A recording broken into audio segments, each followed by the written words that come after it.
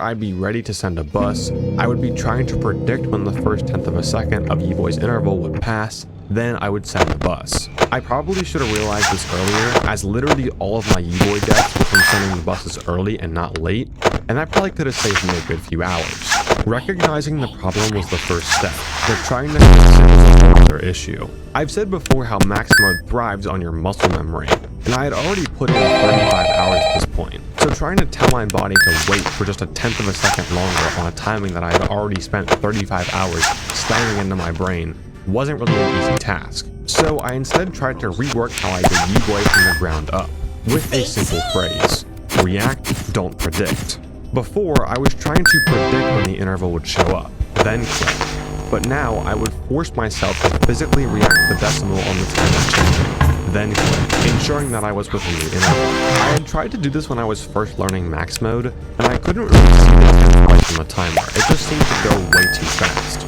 But I was having a similar experience to HP here, where after enough time playing, it almost felt like time slowed down when I needed it to, and I was able to react and see the timer. And that was it. I had pretty much figured out this character.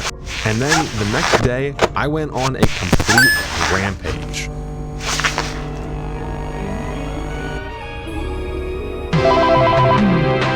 .340, another 312, and a 310. My 3 best runs were now all in the 3-minute range. I was so focused on improving with Evoy that once I took a step back and realized where I was, holy shit, we're pretty close, aren't we? I didn't want to speak too soon, but max mode was starting to feel really easy, actually. At least compared to how I was feeling with Hopeless Pursuit. I was starting to have I was so close to Bones Could Never, so close to proving them wrong, that now I was addicted.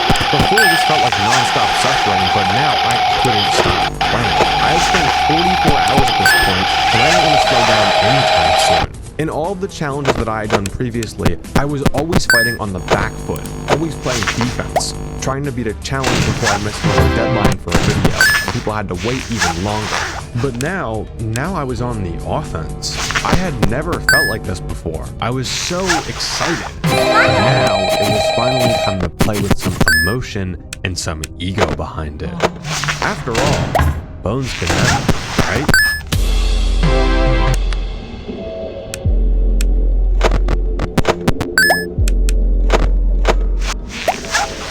You know, when you talk shit before you win, you're wagering your entire pride and ego on the fact that your opponent won't win. So, just to give a little advice to Miss Bones Could Never, when you're shit talking, stay in your league.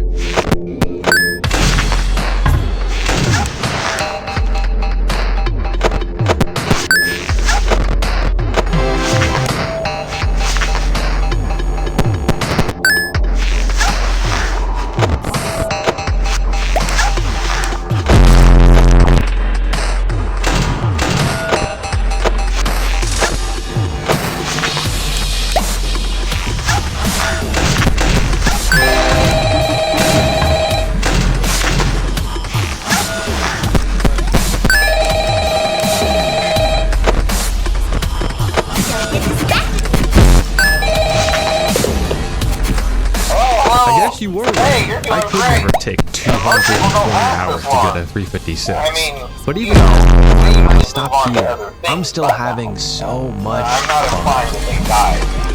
That's not what I meant. Anyway, I better not take up too much of your time. Let's start getting real tonight. Hey, listen, I had an idea. If you happen to get caught and want to avoid getting stuff into a Freddy suit, try playing dead.